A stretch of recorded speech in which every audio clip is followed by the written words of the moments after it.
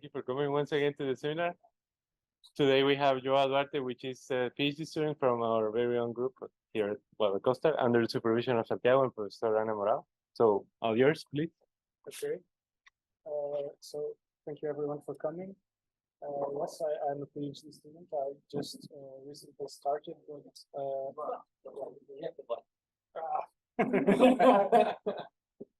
going to try to project the voice. Okay. Okay, I recently started my PhD, of course, with Santiago and Professor Ana Morao. But I've been working with them for a few years, and so today I'll be telling you about the work I've been doing and what I hope to be doing in the PhD, which is broadly about the role of dust reddening in observational cosmology and supernova calibration. So this is a bit front-loaded with introduction, but I would just like to give you an insight into what we are doing and why we are doing it before I actually show you the work. So as I'm sure you know, observational cosmology is this branch of cosmology that is worried with taking the cosmological models that are proposed by theorists and checking them against actual astronomical data. And not only that, but actually also trying to give numerical values to the cosmological parameters that are expressed in those models. And there are a lot of different methods that you can take to arrive at these numerical values. And one of the biggest problems in modern observational cosmology is that the values that you get from different methods are sometimes not compatible with each other. And I guess this, the main example of this and the most newsworthy, I would say, is the Hubble tension. So when you are trying to get a numerical value for the Hubble tension, there are essentially two possibilities that you can go down. You can try to do an indirect method, or what's called an early time measurement, which relies on an analysis of the anisotropy power spectrum of the CMB. And that, and comparing with the whatever cosmological model you are using, you can arrive at a value for the Hubble constant, which is around 68. Then, in addition to that method, you have what's known as a late time measurement, which comes mainly from an analysis of standard candles and using them to build a distance line. And as you can see here, these two classes of methods give values that are not really consistent with each other. And this is something that has been known for quite a while. And people have tried to improve this tension mainly with instrument precision and with better methods, but the only thing that has achieved is shrinking our error bars so that we now have this tension sits at a confidence level of around 5 sigma. So the million-dollar question for observational cosmology is, how do we fix this? Because this is a problem. This cannot happen. And there are essentially two possibilities. The first is you need to take into account some sort of new physics, so some addition to the lambda CDM model that would act primarily on the early time measurements and would hopefully shift these values a bit to the right. And this could be anything from early time dark energy, late dark energy, modified theories of gravity, anything. The other option is that along the pipeline, you have to go down to go from astronomical data to an actual value for the cosmological constant. There is some sort of systematic that you are not taking into account, which is being propagated into the final value. And so, unfortunately, I guess for some of you today, I will not be discussing the first option of it being new physics. I will be focusing on the idea that it might be a systematic, which Even though some of you might say it's not as interesting as the other option, at least I think everyone can agree that it is something that we should at least check before looking into new physics. And in particular, I will be focusing on the idea that this is due to some sort of systematic in the late time measurement, so in the lower part of this plot. And so, Just like yes. how you systematic, one systematic is not all the problem. I mean, because of the they are more or less similar such that well, I will come to this, but yeah, you're right. This cannot be just a single systematic that's influencing a lot of them. The systematics I will be focusing on are related to type 1a supernova, so they would mainly affect these first classes here. As to the other ones, well, some of them you can see that they are not as far away from being consistent as the other ones, but this is really just one option. It might actually be that you have multiple systematics that you're not being able to correct. But for what they might be in that case, I really don't have a feeling as to a lot how those work. So yeah, as I already said, I will be focusing on these classes of methods that involve type 1a supernova. So I guess let me just explain to you briefly how they work. So I mentioned a bit ago two important keywords, which are standard candles and a distance ladder. So okay, this is a bit blurry, but I hope you can see. Okay, so a standard candle is just an object or a class of object that has a well-defined absolute magnitude, meaning that if you have an observation, you can easily compute your distance to that object. And if you have multiple classes of these objects in your sample, what you can do is use the ones that are closer to you and calibrate them first, and then use those to calibrate the following ones, and proceed like this, essentially as if you're going up a ladder. So this is an example with Cepheids and type 1a supernova. So it's the very first, I guess, example here in this plot. So what you do is you start inside the Milky Way, and you look at Cepheids, which are variable stars, and you can easily calibrate them using their parallax. And so once you have Cepheids calibrated, you can move on to nearby galaxies where you can see both Cepheids and supernova. And so you use the Cepheids to calibrate the supernova. And then you can then move on to the farther galaxies where you can only observe supernova. And in this way, you have sort of a good way to measure distances over a big area of redshift, or a big range of redshift. And okay, so I already said this, that I will be focusing on the type 1a supernova. So essentially, this is the calibration that you get from the distance ladder. So this is the first one. This is what I was saying. So you use the geometry to calibrate the Cepheids. Then you move to galaxies with Cepheids and supernova and calibrate that. And then this is the final sample that you are going to use to do cosmology.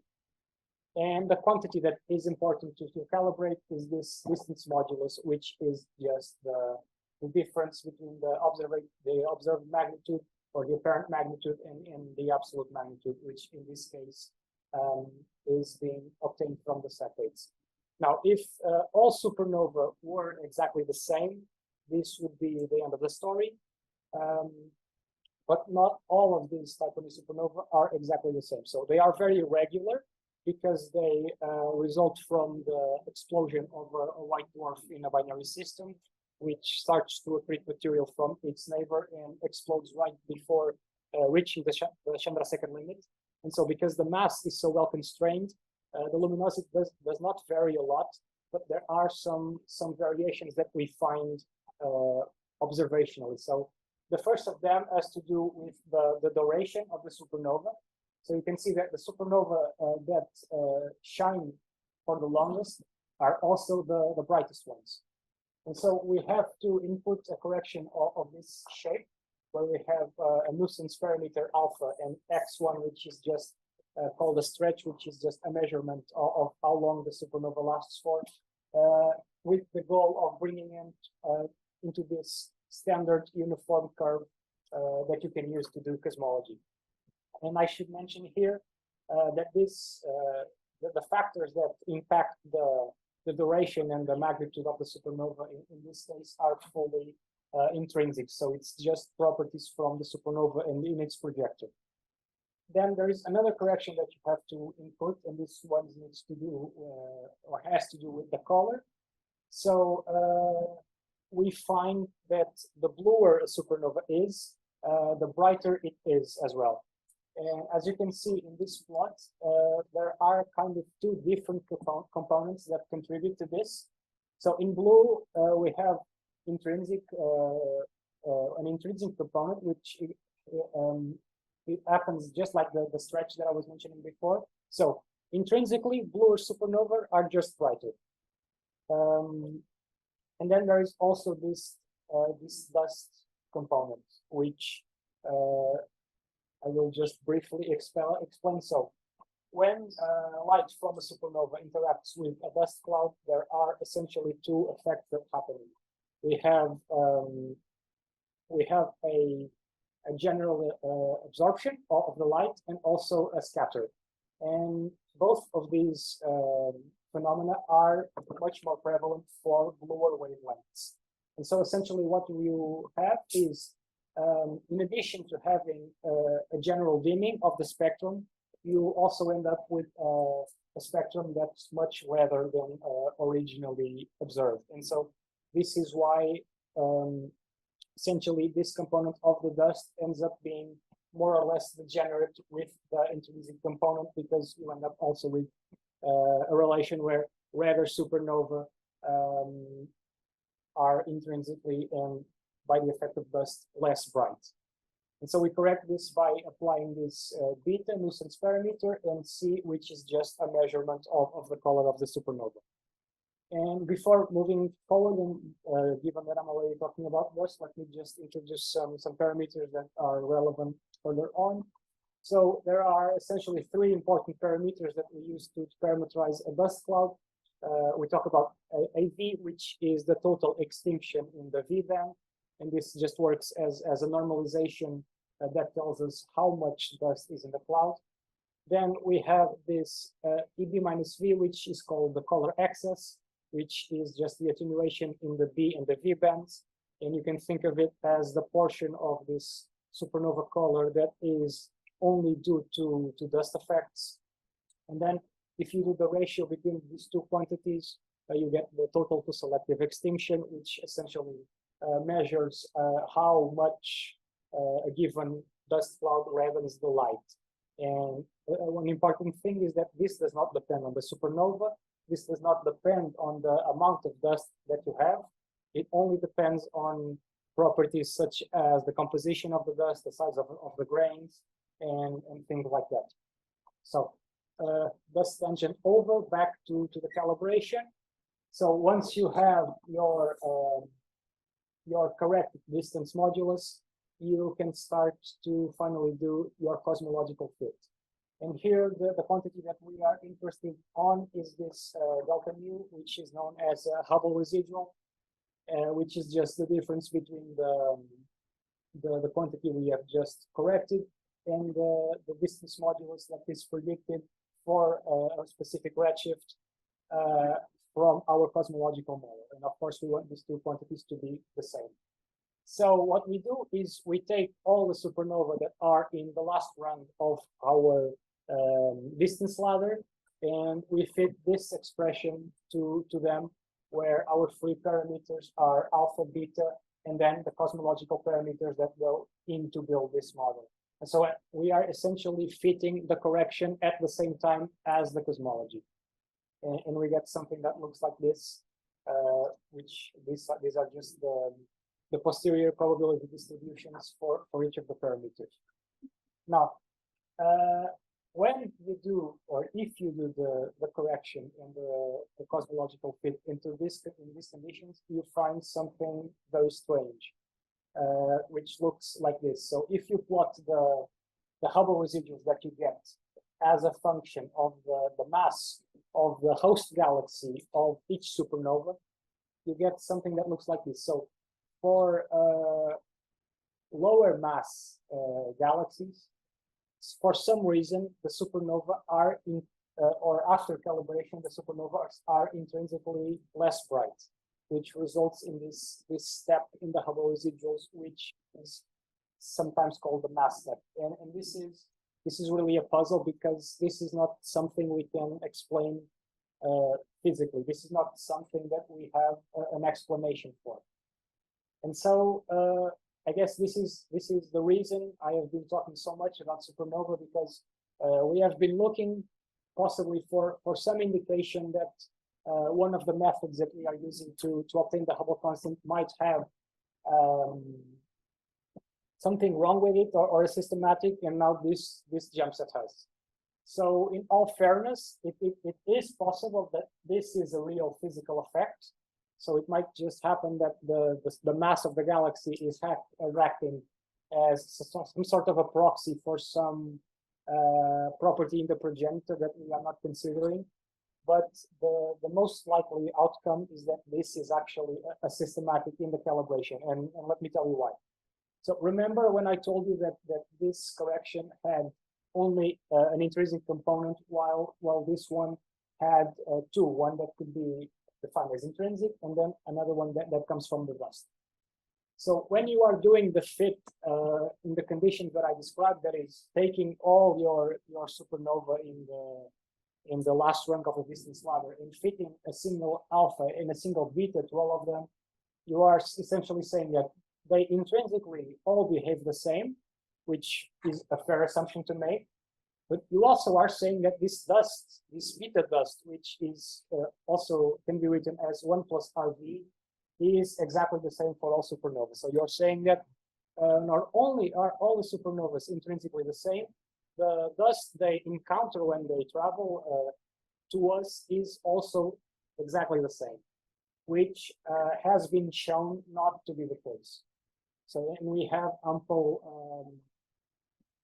evidence for this. And so you can especially see that if we have some sort of dependence on the dust properties with the mass, then we can start to see why we would see something like this. So now pulling back to supernova calibration, the biggest puzzle is how do you fix this?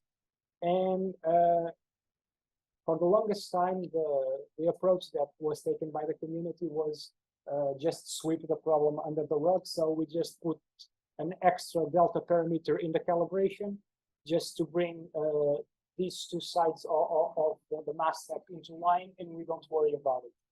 And you can see that doing that, you're basically missing all of the information that this is giving you about what's happening. So we finally are done with the introduction, and we are finally arriving at what I am actually doing. So essentially, the goal of my work is to establish if there is indeed a link between this dust quantity and the mass step, and then go one step further and see if we can correct the mass step if there is some improvement to the calculation of the Hubble constant. So I'm going to show you now the results from the first paper we published. And this was an analysis of 162 Type 1a supernova host galaxies, for which we had optical photometry, and this was with a range of redshift of around 0.1 to 0.6.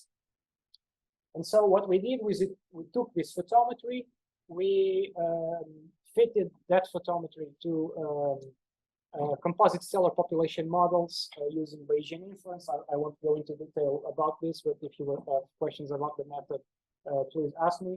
And so we already had the mass well constrained for this galaxy, so we didn't really need to fit it. It could be a fixed parameter. So the parameters that we wanted to obtain were the age, the metallicity, and the dust properties. So, first question is there any sort of relation between the mass and the dust as we are predicting there to be? And the answer to that is yes, indeed, there is a very strong relation. So here I'm showing the stellar mass as a function of the dust parameters, and they are not exactly the same as I defined before. So we have tau v, which is just basically equal to AV. And then we have this n, which essentially you can think of as being proportional to the logarithm of RV. João, sorry, it's not very clear. Is the stellar mass of the supernova? No, the stellar mass of the host galaxy. Yes, so was not clear. So, I mean, you can the see stellar mass here is the stellar mass of the galaxy, the host galaxy of the supernova. Okay. I mean, yes, because the stellar mass of the supernova is always the same. Is always but yeah, just below the Chandrasekhar limit. No, yeah, but just to make clear, because we're talking about supernova, and then you mentioned stellar mass. And Okay, yeah. So to make everything clear, from now on, I will be talking about the host galaxies of these supernovae, yes. Because we already introduced this, which hints at there being a link between the supernova properties and the properties of its host, and also now we are just exploring the host. Okay, so you can see that indeed this is especially clear in this plot. There is some sort of dependence between the two, and if we divide the space in the usual mass step location that is usually 10 to the 10 solar masses, and we look at the RVs on both sides of this plot, you can see that they are significantly different, with a significance of around 2.5 sigma. So this appears to be the smoking gun that we were looking for. So indeed, the dust properties are changing a lot with the mass, and so what we are seeing is just probably an effect of this. And this was what we all thought at first, and there are some people that still think that this is the full story, but I want to show you later that this is not as clear-cut as it seems. Before moving on, let me just also highlight here that there are two very clear, distinct tendencies present in this plot. So in the color, I have plotted the age of the galaxy, which is also one of our fit parameters. And you can see that for the blue galaxies, which are the younger ones, you can sort of see that there is this almost linear increase of the amount of dust with the stellar mass of the galaxy, which is precisely what you expect if you are dealing with a star-forming galaxy. So you expect both the AV and the RV to increase. But then we also have this population here on the bottom right-hand side, which is very massive, very old, and has comparatively little dust, which is really what we expect for quiescent galaxies. So you expect them to have very low dust contents, and so it appears that this relation, more than being driven by change in mass in the galaxy, it's being driven by galaxies with different morphologies. So yeah, so having established that there is indeed some sort of link between the mass and the dust, I guess the question is, how can we use this for the supernova? And so the first thing, and now we are going back to the supernova, so just to make this clear, the first thing that we can do is look for a dust step in the same way that we look for a mass step. And why would we do this? Well, you can see that despite this relation being very clear, it's not exactly one-to-one, meaning that if indeed the mass is the main property that is driving this mass step, and we look for a dust step, then we expect it to have somehow lower significance, because of course you are losing information about the true mass relation in here. But if it's the other way around, if it's the dust that that's actually driving the results, and the mass is only a proxy, then you would expect the mass step to be less significant and a better and a worse improvement overall, sorry, than the dust step. So how do we look for a mass step? So we start with our calibration for the supernova, and here notice that there is no mass step term.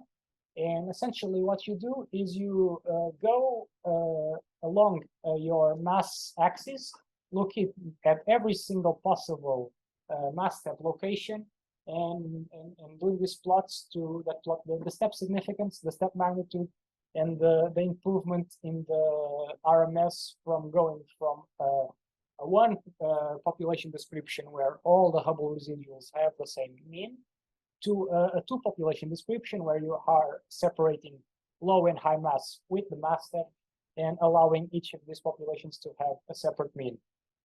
And what you can see is that there is this very clear point that arises as the max significance step, which is not very far from the value of 10 to the 10 solar masses that's usually cited in the literature.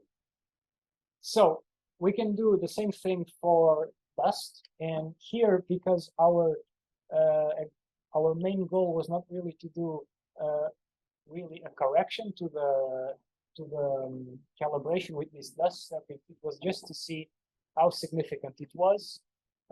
We opted to do just a simple cut into two populations to keep the comparison with the mass step as simple as possible. So we plotted our galaxies on the dust parameter space. So n as a function of tau v, or AV as a function of RV, if you want to think of that that way. And essentially what we did was we went square by square to try to find the best step. And we concluded that by far the best step was this one that isolated the second quadrant, so the top left population from the rest. And you can see that there is this very clear, so these plots are the same as I showed before for the mass step, but now we are in two dimensions. So there is this very clear point that arises as the best division, both in terms of significance and the improvement of the RMS, which is this here. And so if we check and compare with the mass step, what we get is indeed we get that this dust step is more significant, has a higher magnitude, and results in an overall better improvement in terms of the RMS. And so once again, we have this indication that mass is just a proxy, and that for some reason dust is the quantity that is really influencing the step in the Hubble residuals that we see. But one thing that is curious is that despite these two steps being relatively close in terms of numbers, if you look at the plot, there is not really a very clear correspondence between low and high mass galaxies and one side or the other of the mass step. We just know that there is some sort of relation. So where do we go from here? How do we use what we learned to improve the supernova calibration?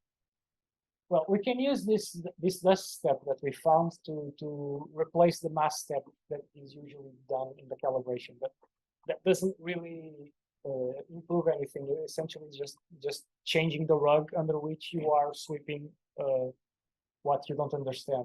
So that's not really a solution. Another idea is that given that we already computed the RVs for these host galaxies, we can maybe fit the beta dust portion, or fix, I'm sorry, we could maybe fix the beta dust portion in the calibration using these RVs, meaning we, in theory, have a perfect measurement of the dust for each supernova, and therefore we need only to fit the intrinsic portion, which essentially seems like it would fix all of our problems. And we actually tried this, and it actually gives a much worse fit of the data overall. So the RMS almost triples, which is weird, and this is something that I will come back to. So this is not really an option. So another idea is that we can abandon the host galaxy, and we can try to measure the RV directly for the supernova, which is difficult because as of yet there is not really a reliable way of separating the intrinsic color variation from the dust color variation. But Katerina, who's there, she's working on something that might fix this problem, but as of yet we don't have this. And then we can take advantage of the plot that I showed before, where you have these two nice bins of RV for high and low mass galaxies, and you can say, okay, let's divide the supernova into these two bins and just fit beta 1 and beta 2, and that should fix the problem, which this is the route that most of the community that works in this is starting to follow. But I don't like this very much, because you are still relying on the mass to do a division, which might not be so physical, and I think you are still ignoring the fundamentals. And so, but we are left with still a bunch of unanswered questions. So why doesn't this work? Why does fixing perfectly the dust doesn't work? And why did I say before that this that looked like our smoking gun was not so clear cut as it seemed? So if you recall, when I was talking about dust and the RV, I told you that the RV was really only a property of the dust composition. So it did not depend on the supernova, and it did not depend on how dense the dust was, so on the AV. Meaning that if we look at the relation between our two dust parameters, tau V or AV and M or RV, we should see no relation. But in fact, we see a very strong tendency in our data. So this, again, is for the galaxies. So as our attenuation is increasing, our level of reddening E is decreasing, which, and it was at this point that we realized that we and then the majority of the community was not treating dust in a way that was compatible with what's actually happened. Because when you have dust as a point source, you indeed only have these effects that I mentioned.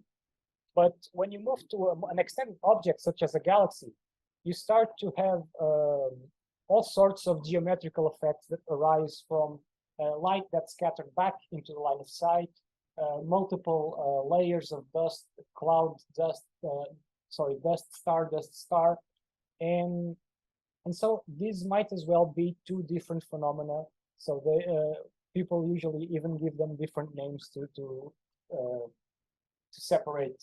So extinction is usually used for point sources, and attenuation is reserved for galaxies. And so this explains why this was so bad, because we were trying to use essentially two different physical quantities as if they were the same thing.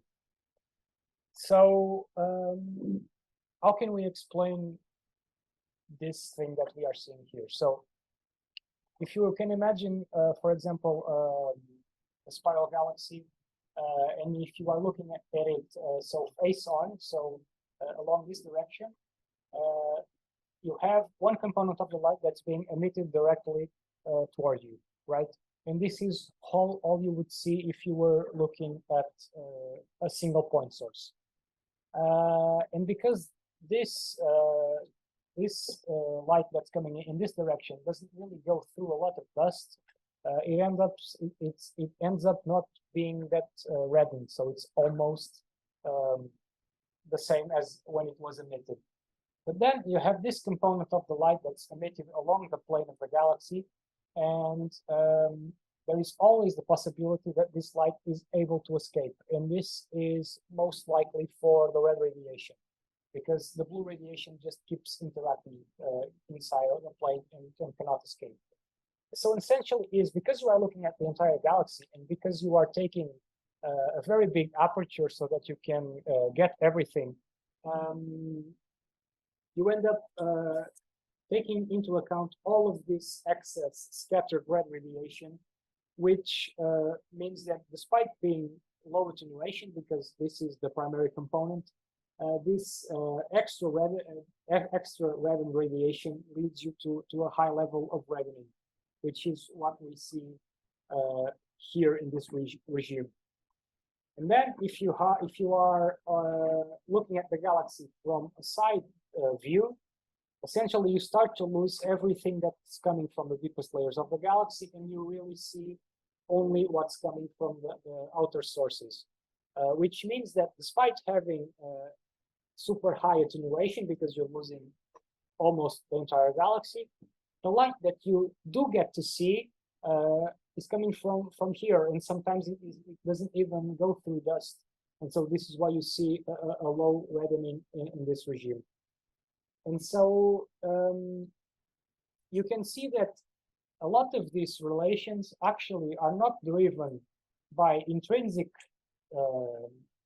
differences in the dust, which is what we are interested in to do cosmology.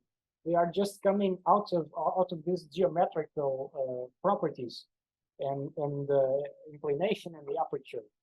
And so we are left with a bunch of questions, which is, first of all, what is the smallest aperture that is needed to negate these scattering effects? Because that would tell us what are the surveys that we can use for cosmology in this aspect of dust, and what are the ones that are completely useless to us.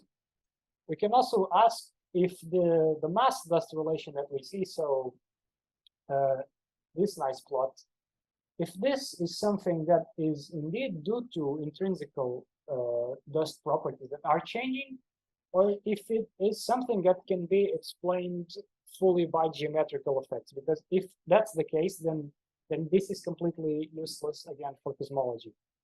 And then finally, we can ask how to disentangle these two quantities. So starting with the first question,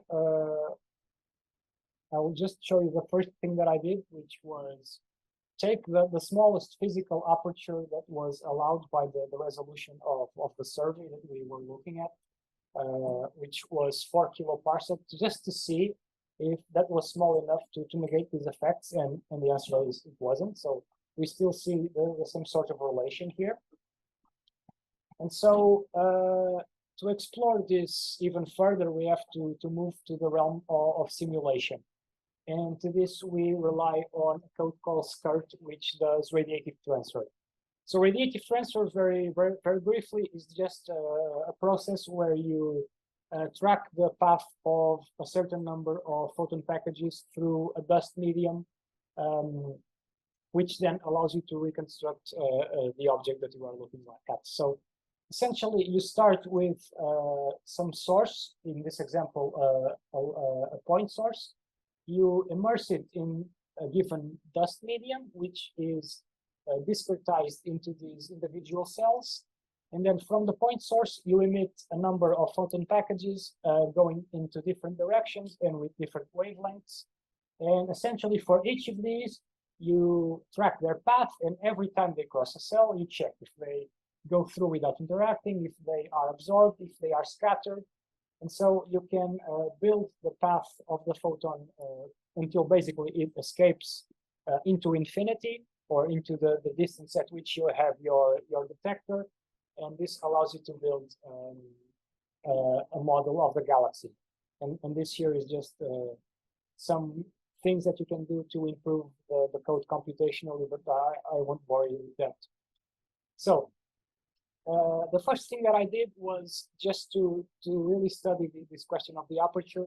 I just took a point source, I put it in the middle of a giant dust cloud, and I looked at the two essentially extremes of apertures that we can have. So a giant aperture, which would never be used to look for a point source of 2 times 10 to the 4 parsecs, and then an aperture of just 1 astronomical unit.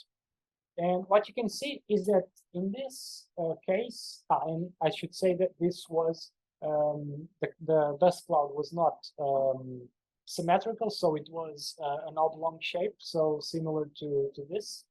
And we have detectors that were observing from a variety of angles, so from face on to edge on. And in the larger aperture, you can see that there is some variation of the RV, even though we are dealing with a point source. While when we are dealing with the small aperture, the RV stays consistent, and this is indeed a true measure of the RV that we get only from those dust composition properties. And I can show you a bit more convincing evidence that this is what's happening. So in the small aperture case, you can see that only the direct flux is contributing to what we see, while in this case we have the direct flux, which comes directly from the supernova. And then you have all of this scattered radiation that's just being thrown back into your line of sight, and which you want to eliminate if you want to do this correction properly. And so the idea would be to somehow start here and find what is the limiting aperture where you can assume that you are in this condition. And so this is part of the work that I'm doing now. So I don't have a lot to show you here. So moving on to the next question, which is if the mass-dust relation can be explained by geometrical effects. And I told you that mass-dust relation was more of a different galaxy type dust relation. And so to answer this question, I simulated two different types of galaxies with skirts. So spirals, which we can say roughly correspond to those young star-forming galaxies that were increasing linearly their dust with the mass, which just consists of a disk component for the dust, and then a disk source with a bulge in the middle, and then an elliptical galaxy, which you can say is roughly what those older quiescent galaxies look like.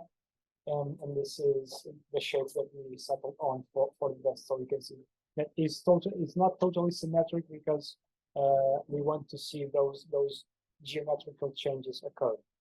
And because we were trying just to see how the morphology impacted these different galaxies, their dust type, or what I'm calling the dust composition, is exactly the same. So again, if we place these galaxies in space and observe them from different directions or different viewing angles, what do we get? And we get this nice exponential dependence on the angle for both the AV and the RV, which is something that I'm not really sure what I will do with this, but it's nice that you can model this in this way, but this needs to be further looked into before we can know for certain what to do with it. But what's important is what you get from the relation of the AV and the RV from the different angles. And what you can see is just with this simple simulation, without putting a lot of work in, we are already recovering something that looks a lot like the plot that we had observationally. Okay, and this again is for a single galaxy observed from different viewing angles. So what you can also ask is, well, is there any effect of changing the dust cloud density in the optical properties? Because if we are dealing with just a point source, there is none. But in this case, there is there. The answer is there is. So here, in the colors are plotted different normalizations for the dust density, and you can see that indeed there is some variation in the properties of RV, which makes sense, because essentially you are by changing the density of the cloud, you are limiting how much of the red radiation is able to escape the cloud, and so this is why you see this big change. And so now the sorry, yeah. So I forgot to put the labels. So this is the spiral, and this is the elliptical. The labels must have cut out in this plot. Yeah. So and of course you can see that this is much more extreme for the elliptical, the spiral galaxy, because it is the one that's most asymmetric when you are in the major axis versus the minor axis. Okay, so getting to the end, how to disentangle these effects from the intrinsic dust properties, because this is kind of the what would allow us to salvage all this research into the geometrical properties of the galaxy to actually go back to what we wanted to do in the beginning, which was to do cosmology. And so the idea is to see if we can reproduce the plots that we were getting observationally using only these geometrical factors. So this is a simulation that I did. So let me just explain to you what's going on here, because it's a bit weird. So SCART does not really allow you to put the mass of the galaxy. So it's really only concerned with the luminous properties of the galaxy. So if you want to do a mass, you have to input it by hand. So for the ellipticals, this is easy because we just want them to be in this region above the mass step. So we just fix their mass to be 10 to the 11 solar masses, just so that they are all where they should be. The proportion between the ellipticals and the spirals is easy. We can get that from the data. But now we need to somehow input a relation between the dust and the mass. And we did this for the spirals just in a way where this plot would reproduce what we had observationally as close as possible. So now the idea is to see if we get these two plots to look alike, if the RV plots also look alike. And the answer to that is no. So while in the observational you have all the elliptical galaxies with very low values of n, which essentially are bringing the level of reddening super high. What you see here is that they are super above what they should be. So they are even above the spirals, which is something that we cannot really explain observationally. So there are two kind of options for this. The first is that the simulations are not being correctly done, which is possible because I'm not really used to simulating galaxies. So I might have done something wrong. So I need to look further into that. But if it turns out that indeed the galaxies are being well simulated and we still get this, then we found what we were looking for. We found an intrinsic difference that cannot be reproduced solely from geometrical considerations. And now we have proof, or at least a strong indication, that these galaxies would have different dust types, which then would tie back to the cosmology that we were doing. And finally, this is just a plot of the same galaxy, the same morphology, but with 3 different dust types, just to show you that indeed, while the main thing that's driving the relation is the observational angle, there are still some differences that come about due to this variation in the dust type. And so some final remarks. The Hubble problem might originate in a calibration systematic, or probably, as I was saying in the beginning, answering the question, multiple calibration systematics. And for some of them, we don't really have a clue or where they would be, but there is a conspicuous candidate in type 1a supernova, because we have this mass step, which we don't really know where it comes from, but it's probably coming from an oversimplistic dust correction. And despite what's being done in the beginning by us and still by the community at large, you cannot just take your galaxy dust attenuation and treat it as a one-to-one proxy to correct type Ia supernova dust reddening. And so what needs to be done to make this come full circle and make this useful for cosmology is to disentangle these geometric contributions from the intrinsic effects and maybe try to find some limiting aperture so that we can be sure that what we are observing is indeed just point source extinction and not galaxy attenuation. So this was it. So thank you all for coming. And if you have any questions, please let me know. Was I on time? Yeah. I was worried about the slides. So actually, we still have time for questions. So whoever, Hannes.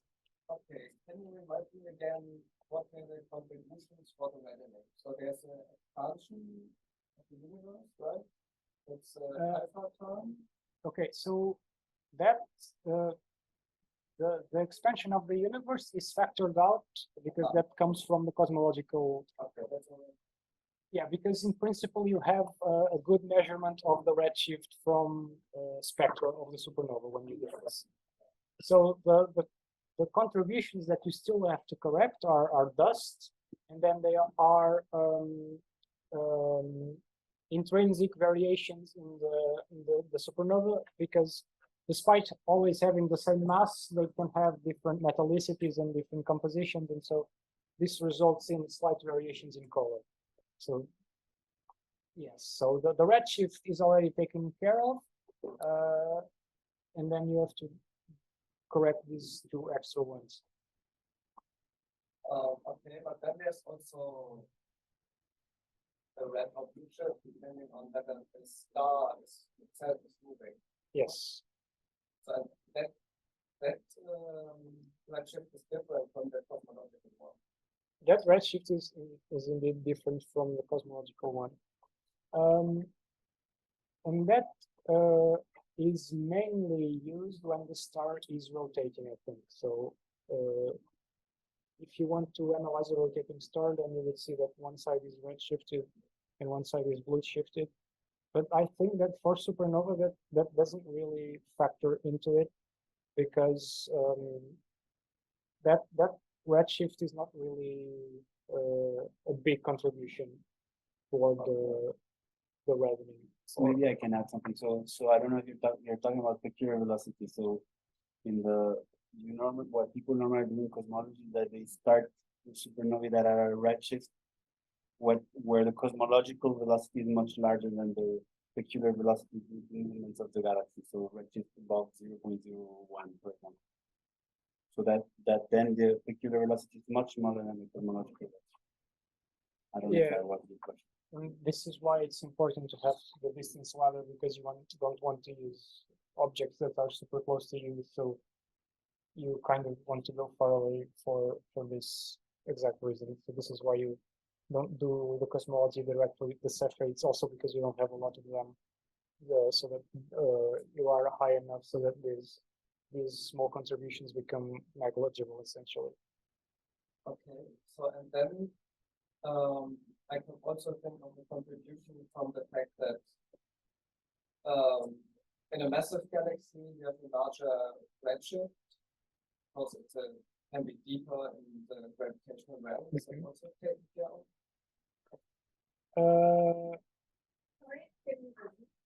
So in a massive galaxy, the supernova could be deeper into the gravitational well, and therefore there's an extra redshift when the light comes out of the gravitational well. But this redshift is stronger for massive galaxies and less strong for light galaxies. Well, I know that is not taken into account, but I'm not sure if that would be.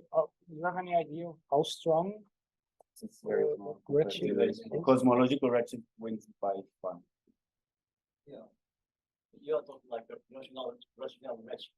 Yeah, gravitational redshift. Yeah, if you are looking at an object, yeah, or the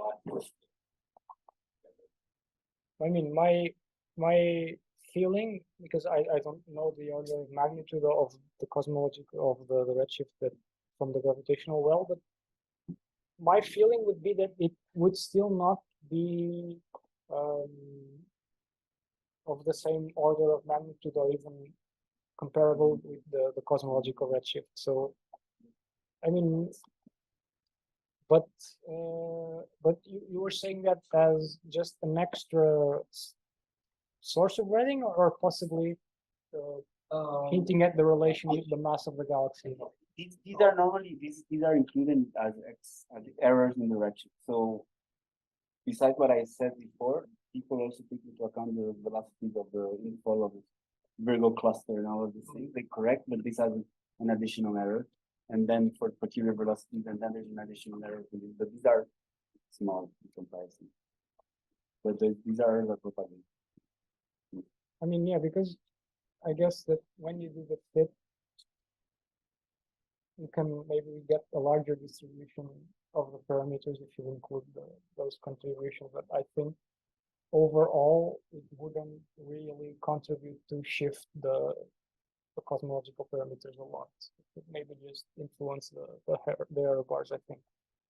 But I'm not sure. But that's just my feeling. As a follow-up to that, sorry. there's one part, two parameters. Yeah, so so this plot is taken from an example that was calibrated without Cepheids. And so essentially what that means is that this M also starts to be a parameter in the fit. And so those two that are correlated, I think, are the Hubble constant and this magnitude. Why that would be, I don't know. You said this was a fit without what? 7? Yeah, so without a distance ladder, so you don't have anything to calibrate the absolute magnitude, so you just include it as a parameter in the That's the brightness of the supernova. So if it's fainter, the intrinsic it's fainter, then it will affect on your distance, your Hubble parameter. So that's why you need to do this distance ladder so that it's normalized to parallel Cepheids. I was thinking of why it would be correlated, and it might just be the fact that because these things here are just corrections to the absolute magnitude, and so this indicates that if you have a small change in the absolute magnitude, so if there is some correction that you are missing, then your value of the Hubble constant changes, which is, I guess, precisely what we were saying. We just don't know why the magnitude would change either way. So I guess it makes sense that these two are correlated. You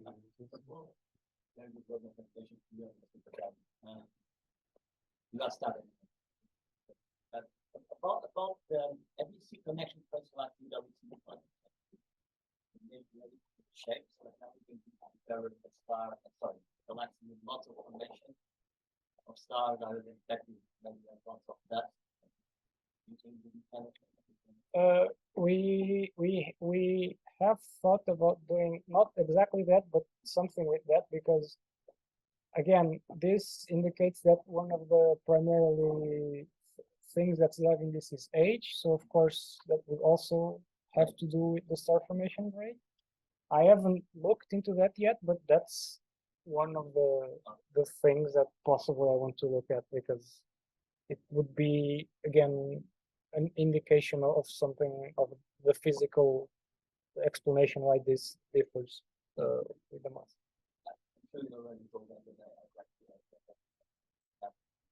But most of the dust we are considering the London was galactic, but I guess that if you are looking to a star that is, let's say, to the galaxy on the line of stars and Milky Way above, also, let's say, the intrinsic of the dust that comes between your galaxy and the observer also is taking account of that, Yeah, this is corrected before, and then because the Milky Way it's fairly easy to correct because it's close to us and it's very easy to know what the properties are. but there are could happen if you have another galaxy or part of a galaxy from the light of that supernova.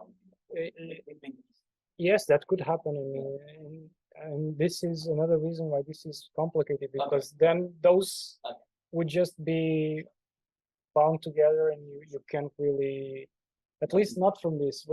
So what I'm doing now is, instead of just looking at the whole galaxy as a whole, I'm looking pixel by pixel, essentially, to build a full dust map, and then we would have more sensibility as to what are the areas that have more dust, and if there is multiple sort of layers, and we could see better the shape. But from this, it's difficult to see.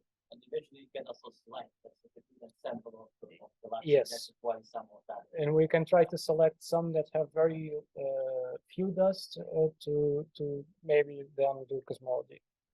Yes. There's time for a quick question if there's someone else wanting to ask something.